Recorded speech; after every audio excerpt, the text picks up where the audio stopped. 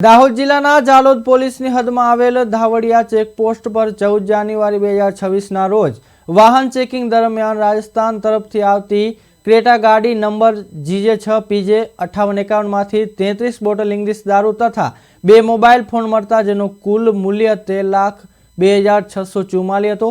આ સાથે પ્રોહિત દારૂ વહન માટે વપરાયેલી ક્રેટા ગાડી પણ કબજામાં લેવામાં આવી હતી। જાલોદ પોલીસ સ્ટેશનના ઇન્સ્પેક્ટર RJ ગામિત અને સ્ટાફ દ્વારા આ કામગીરી સફળતાપૂર્વક હાથ ધરવામાં આવી અને બંને આરોપી પ્રકાશ રતનલાલ ડાંગી અને ધર્મેશ રૂપલાલ ડાંગીને પકડી આગળની કાયદેસરની કાર્યવાહી હાથ ધરવામાં આવી છે। એક અન્ય આરોપી ઈશ્વરસિંહ બાપુ હજી ફરાર છે। જાલોદ પોલીસની ચતુર તપાસ અને ધાવડિયા ચેકપોસ્ટ પર વાહન ચેકિંગ કામગીરીને સ્થાનિકો પ્રશંસા આપી રહી છે।